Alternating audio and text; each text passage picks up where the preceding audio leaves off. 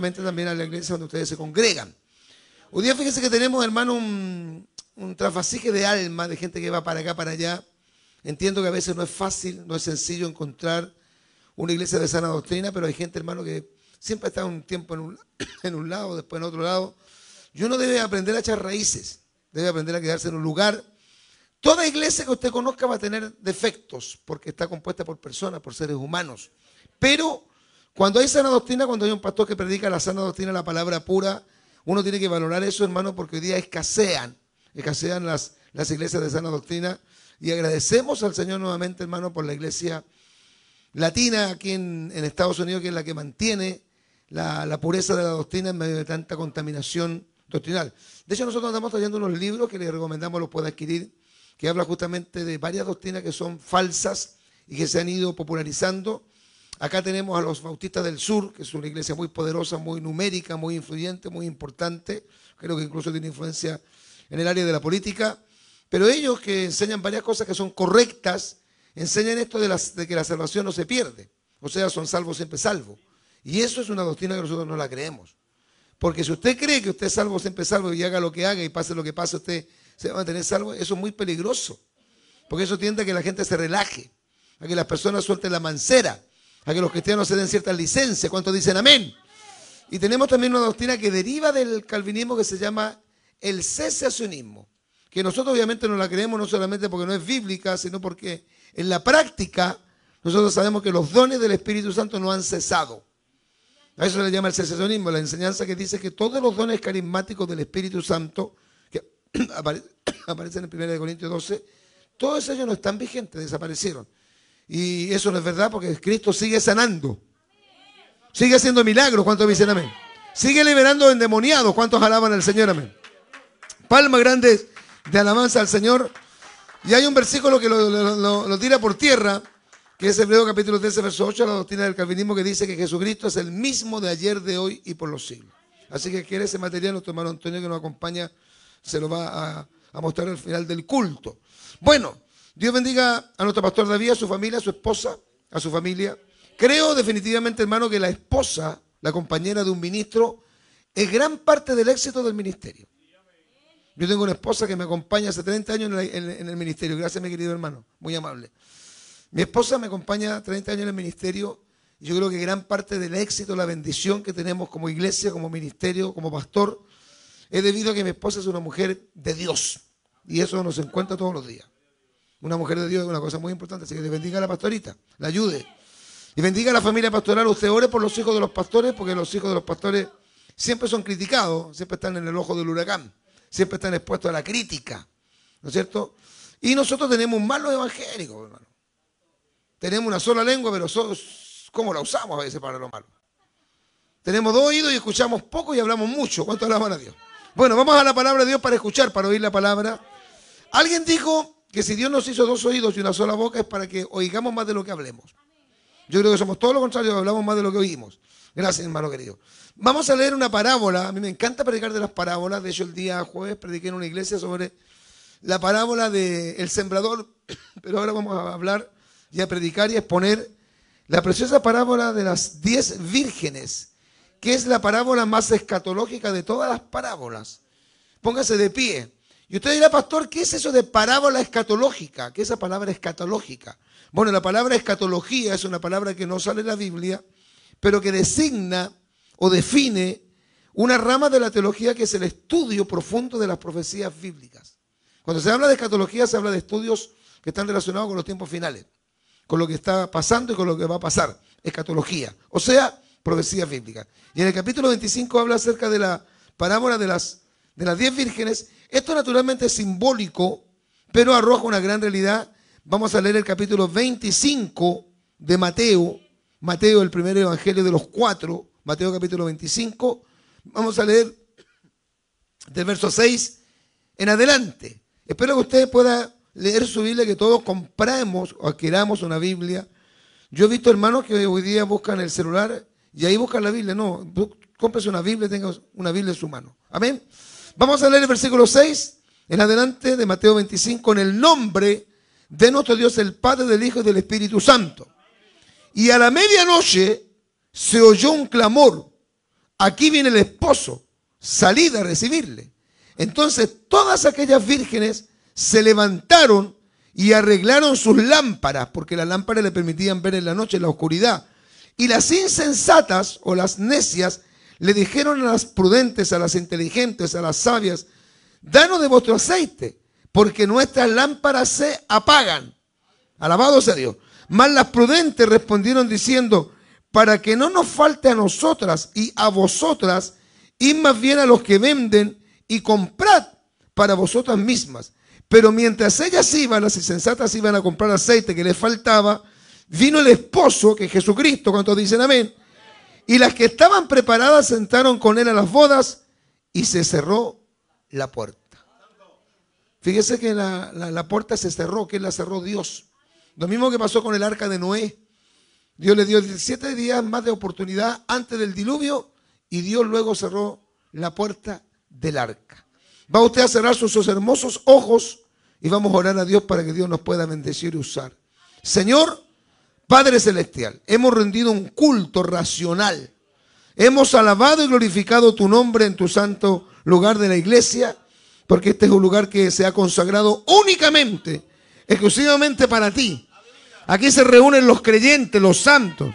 Es verdad que nosotros somos el templo del Espíritu Santo, pero hay un lugar donde los templos del Espíritu Santo, donde los creyentes, donde los hijos de Dios, donde la iglesia del Señor se reúne. Por lo tanto, este es un lugar especial, porque nos congregamos, nos reunimos los redimidos en la sangre de Jesús, para cantar, para alabar, para glorificar tu nombre, pero para escuchar sobre todo tu palabra, esperando que esta palabra pueda abrir nuestro entendimiento, esta palabra nos pueda educar, nos pueda edificar, nos pueda bendecir, nos pueda también corregir, nos pueda exhortar, nos pueda bendecir, nos pueda fortalecer. Úsame para la gloria de tu nombre. Dame el poder, dame la autoridad, dame la gracia, dame el denuedo para predicar bajo el respaldo poderoso del Espíritu Santo.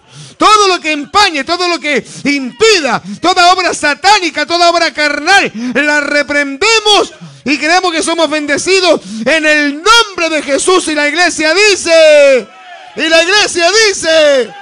le damos grandes palmas de alabanzas al Señor. Amén. Aleluya. Toma su asiento, hermano, y no permita que nada lo distraiga. Mire que el diablo, que también viene a los cultos, porque de repente el diablo, ¿sabe que el diablo se congrega más que algunos hermanos?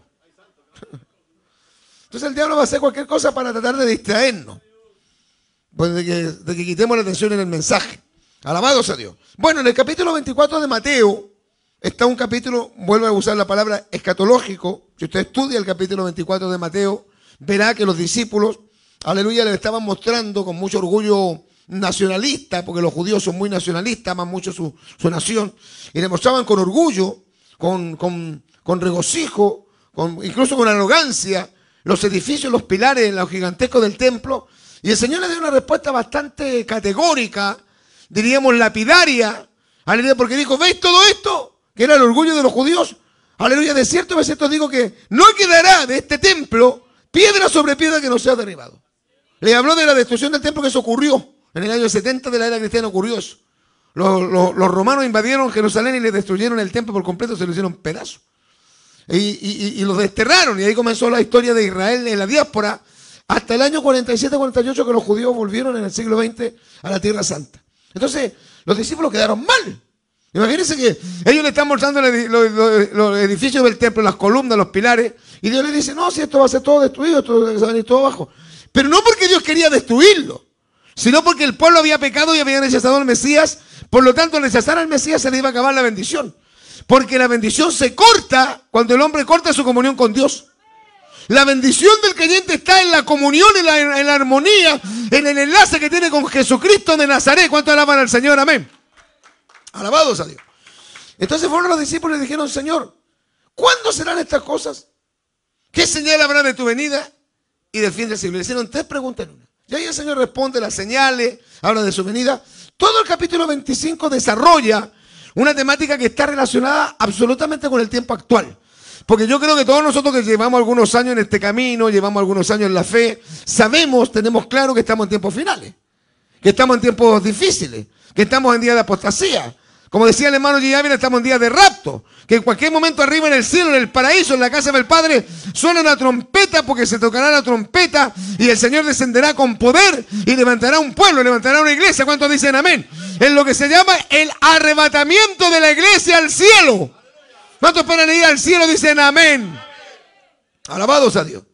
Bueno, entonces el Señor le explica claramente lo que es su venida, lo que son los días de la gran tribulación, que espero no se quede usted por nada.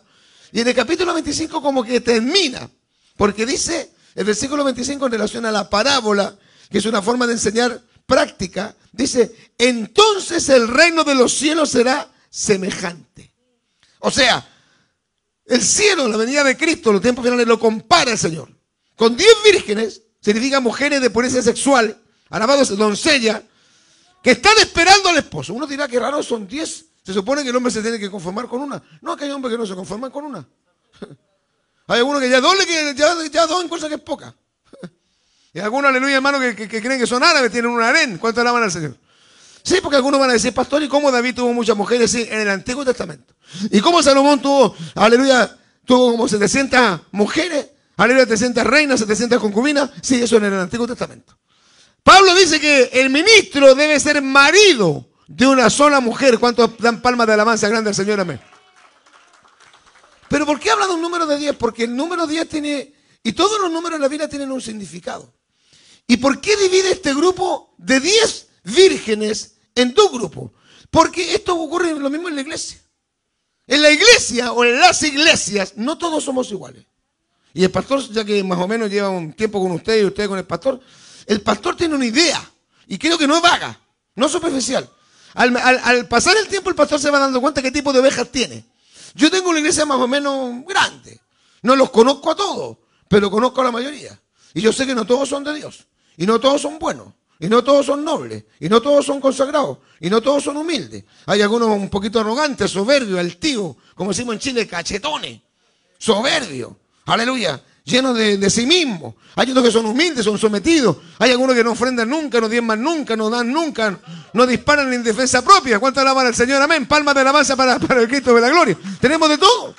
Esa es la verdad. Uno quisiera, hermano, que todos los hermanos se alinearan con la palabra, pero no es así. Hay mucha gente, quizás también porque a lo mejor Dios todavía no hace una obra en ellos, que no están alineados con la palabra. Entonces, el Señor dividió 2 grupos de vírgenes, una que eran las sensatas y a otra las llamó las insensatas, las imprudentes. Las otras versiones dicen las fatuas, que es una palabra un poco así, diríamos en Chile, más pituca. Si pituco significa una palabra más elegante, fatua. O sea, si usted discute con su esposo, no le diga tonta ni mensa, dígale fatua. No seas fatua. Y ella le va a decir a usted, y tú no seas fatuo, que significa tonto.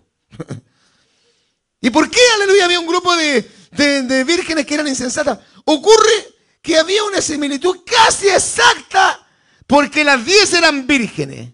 ¿Cuántos dicen amén? Las 10 eran vírgenes. Y esto de virginidad en el Nuevo Testamento no indica la virginidad biológica, indica la virginidad espiritual. O sea, la iglesia o los creyentes que se van al cielo con el Señor cuando ocurre el rapto son gente que son vírgenes sensatas. Son personas de pureza espiritual. Son personas que están viviendo en santidad. No son mujeres ni hombres pecadores, paganos, impíos, carnales, fornicarios, adúlteros, borrachos, mentirosos. ¿Cuántos dicen amén? Son gente que está viviendo en santidad. Porque repito lo que me ha dicho toda esta semana. Porque sin santidad nadie verá al Señor. ¿Cuántos dicen amén? Gloria a Dios para siempre. Las 10 eran vírgenes. Las 10 estaban esperando al esposo. Mire eso. Porque hay iglesias aquí en Norteamérica, en Estados Unidos, que no predican el rapto. Hay iglesias grandes, numerosas, gigantescas, multitudinarias, que predican cualquier cosa menos del rapto. Y de hecho, una de las características que tiene la iglesia verdadera, la iglesia de la sana doctrina, es que la iglesia de la sana doctrina predica que Cristo viene. Cualquier denominación que no predique santidad, cualquier denominación que no predique del arrebatamiento no está en la voluntad de Dios. Porque, aleluya, estamos en tiempos finales. Los pastores le tenemos que decir a la iglesia, Maranata, Cristo viene pronto. ¿Cuántos dicen amén? Gloria a Dios para siempre. Entonces uno las mira y dice, bueno, son iguales. Las 10 eran vírgenes, las 10 estaban esperando al esposo, las 10 tenían la lámpara encendida. ¿Qué significa esto? Rápidamente se lo explico. La lámpara encendida indica una vida espiritual abundante llena del Espíritu. La lámpara encendida indica el bautismo del Espíritu Santo. Indica que la persona se llena de Dios. Que el Espíritu Santo en el creyente fluye. Que lo llena, lo empapa, lo impregna. ¡Ay, santo es su nombre! Alabado sea Dios. Dice Pablo, no os embriaguéis con vino en el cual hay disolución, sino antes bien se lleno del Espíritu Santo. ¿Cuántos le pueden dar palmas de alabanza al Señor? Amén. Y además que es físicamente hablando, literalmente hablando, en cuanto a la parábola, en la noche, para poder ver al esposo que iba a venir a buscar a la novia, tenía que tener, aleluya, luz. Imagínense que aquí se apague toda la luz, como decíamos en el culto del sábado cuando recién llegamos. Todo estuviera oscuro. ¿Hacia dónde arrancaríamos? Nos perderíamos dentro del mismo templo. Entonces la luz es muy importante porque la luz nos conduce, nos guía. Alabado sea Dios. Entonces, para poder encontrarse con el esposo, que podía venir en cualquier momento, tenía que tener la lámpara encendida. ¿Cuántos dicen amén? Y además de eso, había una sola diferencia.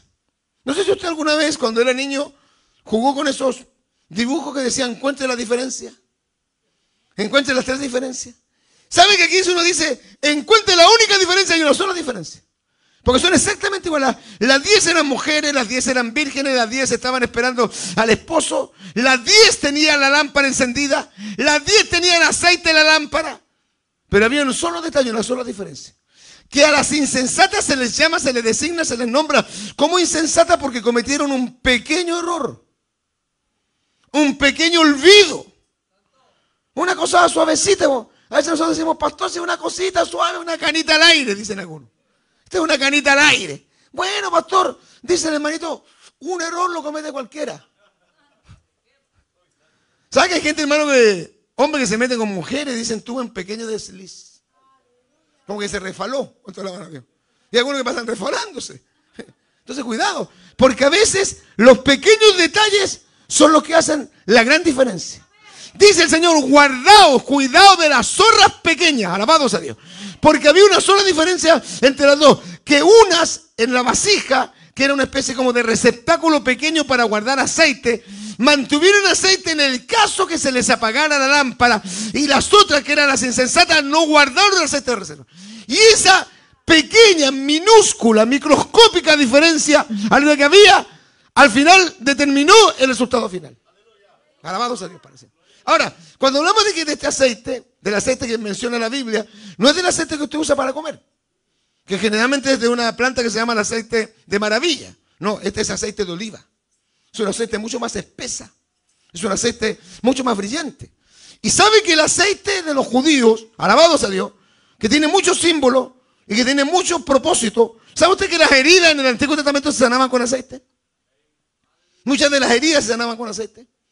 El aceite servía para, aleluya, lubricar también los escudos de los guerreros, que eran de cuero y se secaban, igual que algunos evangélicos. Así que si usted no quiere estar seco, llénese del Espíritu Santo. ¿Cuánto alaban al Señor? Amén. Dale palmas de alabanza grande al Señor. Mi alma te alaba. Y una de los usos que se le daba al aceite era que el aceite, aleluya, era no comestible, sino combustible. Producía combustión. Es decir, de hecho, no sé si alguna vez usted ha echado mucho aceite en el sartén y le sale una lámpara, un fuego grande. Eso es porque, aleluya, tiene un elemento combustible. Alabado sea Dios. Entonces, el aceite servía para mantener, mire esto, para mantener la lámpara encendida. Si no hay aceite, la lámpara se apaga. Y el aceite, uno de los grandes símbolos que tiene, alaba a Dios por esto, es que representa a la maravillosa persona del Espíritu Santo de Dios. ¿Cuánto alaban al Señor? Amén. Por lo tanto, si yo no me lleno del Espíritu Santo, ¿qué cree que me va a pasar espiritualmente? ¿Me voy a apagar? Por eso hay gente que está apagada. Hay gente que le cuesta cantar, hay gente, uno dice a veces, este hermano debe ser nuevo. ¿Qué hace nuevo? Lleva como 500 años en la iglesia. Si hay algunos que son antiguos, hermanos, no mueven un músculo. Parece que son del Museo de Cera, están así. Uno entendería un hermano nuevo, una persona que visita, que recién llega, que no se adapta. Pero los antiguos tienen que mover los músculos, hermano. Sonríe que Cristo te ama, decía el hermano Ávila. Aquí hemos venido a alabar a Dios. Los muertos no alaban a Jehová, ni los que descienden al Seol. ¿Cuántos dicen amén? Alabado sea Dios para siempre. Porque el Espíritu Santo, cuando está en el creyente, lo impulsa, lo mueve, lo empuja al cántico, a la adoración, a la alabanza. ¿Cuántos dicen amén? Entonces, qué importante, qué vital es el Espíritu Santo. Y pasó algo increíble. Dice, hasta el momento estaba todo bien. O sea, diríamos, estaba todo emparejado. Estaba todo correcto. Dice la Biblia que hay una frase que a mí me llama mucho la atención. Dice, y tardándose el esposo. Parece que las insensatas calcularon mal y creyeron que el aceite que tenían en las lámparas era más que suficiente para esperar al esposo. El problema era que si hubieran sido precavidas. Dice una frase que hombre precavido vale por ¿cuánto? Vale por 2. Miren, es importante ser precavido. Entonces siempre hay que guardar. Es como cuando yo salgo, yo siempre salgo con un poquito de dinero por si acaso. Porque uno nunca sabe. Uno siempre tiene que andar a la vida, hermano, con reserva. ¿No le ha pasado lo que le pasa? No sé si le llaman acá en Estados Unidos lo mismo. Cuando usted queda en pana, se le para el carro porque no tiene benzina. Allá en Chile le llaman la pana del tonto. Cuando usted viaja, cuando usted hace viajes largos, generalmente siempre hace esto, llena el estanque. Para todo el camino, hace un cálculo. Porque es previsor. Como lo hacen las mujeres con el arroz, con la harina, con el trigo, que son previsoras. Siempre tiene que haber un poquito más, siempre tiene que abundar, nunca tiene que faltar. ¿Cuántos dicen amén? Alaba lo que él vive. Porque hay hermanas que ya a los 15 días ya no tienen nada en la casa. Palmas de alabanza para el Señor, amén. Mi alma te alaba, gloria al Señor. Entonces, las previsoras fueron las que pensaron, si se demorara un poquito más de lo que creemos el esposo, vamos a guardar aceite de reserva para que en el caso que se nos comience a apagar la lámpara, el aceite de reserva nos sirva para volver a encenderla. Porque, hermano querido, la lámpara se apaga. Si yo no me lleno todos los días del Espíritu Santo, me voy a apagar. Pero yo soy pentecostal. Es que no basta que usted proclame que es pentecostal. Yo conozco pentecostales que están más muertos que la momia de Tutankamón. Que están, hermano, más secos que una momia. Que, aleluya, están completamente desfasados. Y hay gente que no siendo pentecostal se ha llenado del Espíritu Santo. Porque no hay ninguna denominación en el mundo que tenga la prerrogativa del Espíritu Santo. Porque el Espíritu Santo cae donde se le busca en espíritu y verdad. ¿Cuántos dicen amén? ¡Ay, santo es su nombre! Le damos palmas de alabanza a Cristo de la cruz. Alabados a Dios. Y la Biblia dice que tardándose el esposo, y le vamos a tratar de explicar esto, cabecearon todas y se durmieron. Era obvio. Si pasan muchas horas y llega la noche, ¿qué le pasa al cuerpo? Empieza una típica somnolencia. Si hay algunos que se quedan, hermano, dormidos en el culto. Yo tengo como 5 hermanos en la iglesia, hermano, que quedan a puro dormir al culto. ¿Creen que la iglesia es un hotel? Algunos deberían, en vez de traer una Biblia, deberían traer una almohada. ¿Cuánto alaban al Señor? Amén. Le da palmas de alabanza grande al Señor porque a algunos se les acabó el avivamiento. Alabados. Oiga, y hay uno, no sé si le ha pasado al pastor que es predicador. Hay una molestia tan grande cuando estamos predicando y alguien se queda dormido, hermano. Y hay algunos como que dice, no, pastor, es que no sabe que no soporto, se me cierran solo los ojos. Cuando está en la internet no se le cierran nada, solo los ojos. Cuando está viendo, aleluya, la teleserie no se le cierran nada, solo los ojos. Pero hay gente, hermano, que viene a la iglesia a dormir, pero uno podría entenderlo, bueno, el hermano trabaja tanto, la hermana trabaja tanto, que hay un cansancio normal, natural, que se produce. Pero esto habla de otra cosa, habla de un sopor, de una somnolencia espiritual. Y aquí hay dos cosas. Primero, dice, tardándose el esposo. ¿Qué significa esto? Que ante los ojos de nosotros Jesucristo se ha demorado mucho. Yo que me convertí hace 41 años, hace 41 años que escucho que Cristo viene. Y de hecho, hay evangélicos que dicen, no, si yo tengo 70 años de edad y cuando yo era niña yo escuchaba que Cristo venía. No va a venir, mentira, va a venir. Porque un poquito de tiempo y el que ha de venir vendrá. Y no tardará. ¿Cuántos dicen amén? Lo que pasa es que el apóstol Pedro dice que el Señor no tiene, aleluya, su venida por tardanza. El Señor no retarda su promesa. Según algunos, la tienen por tardanza. Sino que el Señor es paciente para con nosotros, no queriendo que ninguno perezca, sino que todos procedan al arrepentimiento. Y esto de entender, hermano querido, que Cristo va a venir sí o sí. ¿Cuántos dicen amén? Usted puede que no esté preparado o puede que yo no esté preparado, pero el Señor, cuando el Padre le dé la orden a Cristo de descender, Él va a bajar a buscar la iglesia. Y el Señor va a venir sí o sí. Y unos se van y otros se quedan. ¿Cuántos dicen amén? Gloria a Dios para siempre. Pero otra cosa, dice que cabeceando todas se quedaron dormidas. Dicen muchos de los expertos en escatología, en profecía bíblica, que este pasaje da a entender que los tiempos finales, que son los tiempos sin lugar a dudas que estamos viviendo, vendrá un espíritu en la iglesia de somnolencia. La gente evangélica se va a poner floja, desganada, fodonga, descuidada. Aleluya, no van a comprometerse con la obra. Los cultos van a ser más pesados, la gente va a estar más indiferente, la gente va a estar más materializada. Y ocurre que coincide absolutamente, coincide totalmente con el nivel espiritual que yo veo en la iglesia en general. Hay un espíritu, hermano, de indiferencia. Hay gente que no canta, no alaba, no se compromete, no se consagra, no está esperando con ansia, con anhelo la venida de Cristo. Hay iglesias que si usted entra, aleluya, por los pasillos dice Maranata, se dan vuelta y dicen ¿la mamá de quién? No tienen ni idea qué significa Maranata. Creen que hay una hermana que aleluya se llama Maranata. No, Maranata es una palabra aramea que era el saludo de los cristianos primitivos que decían Maranata, y el otro respondía el Señor viene. Maranata, Cristo viene. ¿Cuántos dan palmas de alabanza al que viene? Dicen amén. Aleluya. Y cuando aparece el esposo se escuchó un clamor. He aquí el esposo. No un esposo, el esposo.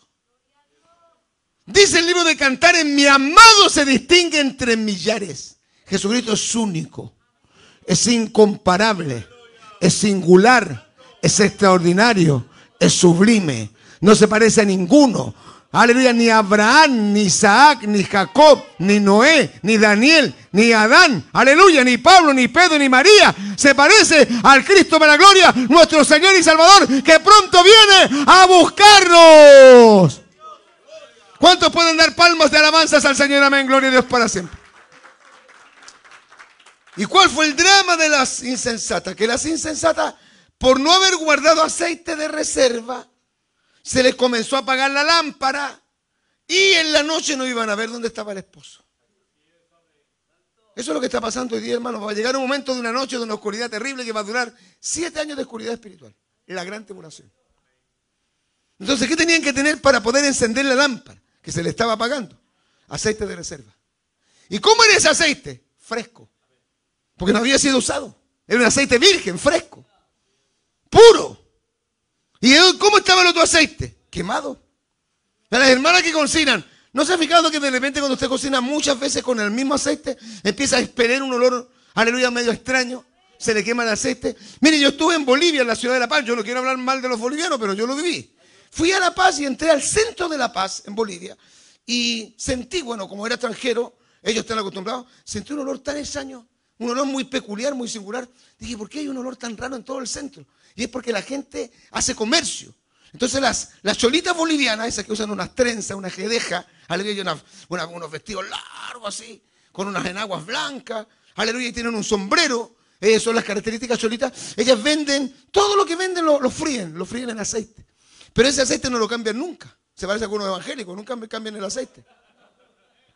Y como no lo cambian nunca, el aceite se va, primero va disminuyendo y después aleluya se llena de orín, de una cosa oscura, negra, y expele un mal olor, un olor que es muy desagradable, que es característico del aceite quemado. Y la gente se come esos alimentos con ese aceite quemado. Y esos alimentos están contaminados porque el aceite está quemado. Porque cada cierto tiempo los que aleluya trabajan en eso lo saben, el aceite hay que cambiarlo. Hay que botar todo el aceite viejo, hasta el aceite de los, aleluya, de los vehículos, de los motores debe ser cambiado por un aceite nuevo. ¿Cuántos dicen amén? ¿Cuánto más hay que ponerle aceite fresco a la vida espiritual? ¿Cuántos dicen amén? Palma de alabanza para el Cristo de la gloria. Entonces hay gente, hermano, que está caminando, sirviendo, viniendo al culto con el aceite quemado y no busca aceite fresco. Yo me recuerdo que cuando yo era niño, yo me crié en una población muy pobre. No sé cómo se llaman acá, porque no he visto nunca en Estados Unidos ese tipo de poblaciones. Allá se le llaman tomas. Creo que en Brasil se le llaman villas miseria. Aleluya. O en Argentina, que son como campamentos, lugares donde la gente vive muy mal. Entonces nosotros vivimos una pobreza muy grande. Teníamos, bueno, algunos jóvenes no saben lo que son los pozos sépticos. ¿Usted sabe lo que es un pozo séptico? Hacer un hoyo, cavar un hoyo y hacer ahí una especie de baño y ahí hacer todo. Era terrible. De hecho, nosotros en nuestra iglesia, donde yo me formé, que era muy pobre, teníamos un pozo séptico afuera de la iglesia, le pusimos la tumba de Lázaro. ¿Cuánto dan palmas de alabanza al Señor? Amén. Mi alma te alaba. Entonces yo vengo de una familia muy pobre, hermano. Todo lo que hoy día soy y todo lo que hoy día tengo, bueno, igual que usted, se lo debo al Señor. Porque Dios nos sacó del pozo de la desesperación, nos sacó del lodo cenagoso, nos sacó de la miseria, de la pobreza, de la droga, del alcohol, de la delincuencia, de la maldad, de la impiedad, de la miseria, y nos hizo sentar con los hijos de los nobles. ¿Cuántos dicen amén? Dale palmas de alabanza grande al Señor, amén. Yo no vengo de una familia pudiente, no tengo aceite, hermano, no tengo, aleluya, sangre azul en las venas. Y que nos mandaban a comprar aceite, cuando yo era muy niño, nos mandaban a comprar aceite, que era una cantidad muy poquitita en una bolsa de nylon. Mi mamá me mandaba a comprar cuando yo tenía unos 7, 8 años. Entonces iba al almacén y me gustaba mucho el almacén porque había un tambor con un aparato que tenía una manivela. No sé si ustedes saben, algunos se recordarán. Que extraía el aceite. ¿Y sabe cuánto comprábamos de aceite para toda la semana? Comprábamos 1/8 de aceite para toda la semana. Porque no teníamos más dinero. Había que ahorrar y comprábamos 1/8 de aceite que era así un poquito en una bolsita de nylon. Y yo me iba feliz con ese aceite y lo miraba y lo veía como brillaba como el oro. Pero era un aceite tan microscópico, tan pequeño, algo en tan poca cantidad que nos tenía que durar toda la semana, para toda la semana y a veces para todo el mes.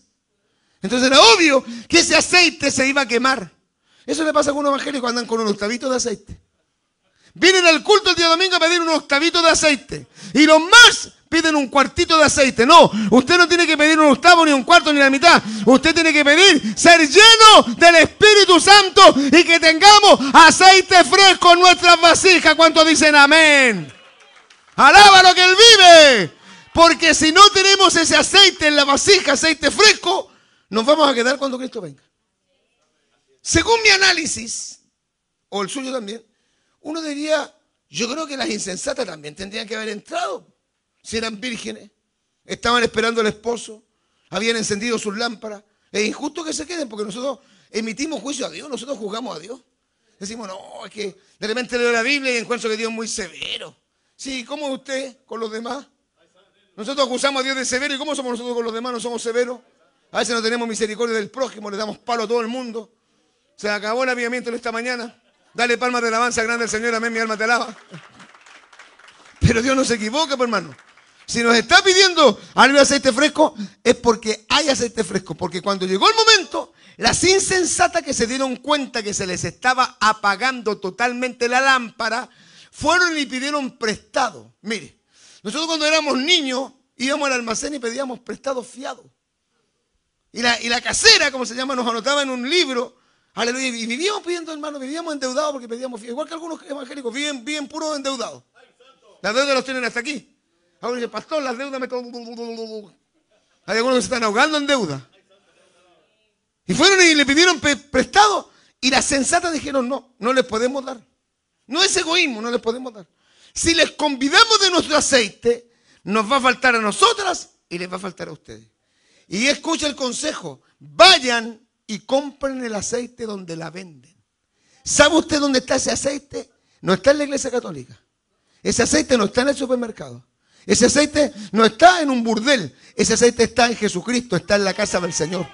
Es el aceite fresco, el aceite glorioso, el aceite espiritual, el aceite del Espíritu Santo, con el cual nos tenemos que llenar todos los creyentes. ¿Cuántos dicen amén? Le damos palmas de alabanza grande al Señor, amén, mi alma te alaba. Entonces, en este sencillo mensaje que estamos predicando, ¿cómo está su aceite? ¿Fresco o quemado? No, nosotros somos tan obstinados porque a veces somos terribles. Hay un dicho, no sé si se dirá en México. Este Jalisco nunca pierde. ¿No se dicho? Jalisco nunca pierde. Yo te decía, yo soy Jalisco Zapata. Si no gano, empata. Hay gente que nunca reconoce. Yo tengo algunos hermanos que son tremendamente soberbios. Años atrás había un matrimonio en primer asiento, no son ustedes por si acaso. Yo estoy predicando con un llamado y me contaron los hermanos oficiales que el esposo miraba a la esposa a ver si la esposa pasaba adelante. Y la esposa miraba al esposo a ver si él pasaba adelante. ¿Cómo conocían sus errores, sus pecados? ¿Cuánto alaban al Señor? Y en un momento él perdió la paciencia y la mira y le dijo, oye, tú eres muy santa que no pasas ahí adelante. Yo nunca te voy a pasar adelante, o eres muy santa. Y ella se enoja porque hay mujeres que son tremendas. Le dice, sí, tú te crees muy santo, ¿por qué no vas a ser tú primero? ¿Sabes que estaba peleando el matrimonio de la pareja? ¿Quién pasaba al altar a pedir perdón a Dios? ¿Cuántos dan palmas de alabanza al Señor? Amén. Yo creo que el esposo es lo que tendría que haber dicho, mira, si tú no quieres pasar, no pases, yo voy a pasar. Si tú no te quieres llenar, no te llenes, yo me voy a llenar. Si tú no quieres pedir perdón, no pidas perdón, yo voy a pedir perdón. Si tú no quieres ser bendecida, yo, aleluya, quiero ser bendecido, yo voy a pasar al altar. ¿Cuántos dicen amén? Porque hay que venir en este tiempo a buscar aceite fresco, porque el aceite quemado ya no sirve. Ya fue usado. ¿Cuántos dicen amén? Y no es, hermano, que sea malo contar los testimonios, pero hay algunos que se paran aquí en el altar para contar un testimonio añejo que tiene como 65 años el testimonio, pues, hermano. Yo conocí a una viejita que contaba un testimonio de que el Señor le había levantado la silla de ruedas, se levantó como 65,000 veces la silla de ruedas. Era un testimonio antiguo, añejo. Y uno dice, ¿y ahora, hermano? No, esos son los que yo llamo los hermanos Abba. Los hermanos Abba. ¿Cuáles son los hermanos Abba, pastor? Esos que dicen, yo oraba, yo ayunaba, yo diezmaba, yo ofrendaba, yo perdonaba, yo cantaba. Los hermanos Abba. ¿Cuántos alaban al Señor? Amén. Pero no tiene que ser usted un cristiano Abba, tiene que ser un cristiano de ahora. Ahora, aquí en el altar de Dios, en esta preciosa mañana, aleluya, hay aceite fresco fluyendo para derramar su bendición sobre las vasijas para que se encienden nuestras lámparas. ¿Cuánto le dan palma de alabanza al Señor? Amén. Bendito sea Dios para siempre. ¿Tenemos aceite fresco o tenemos aceite quemado?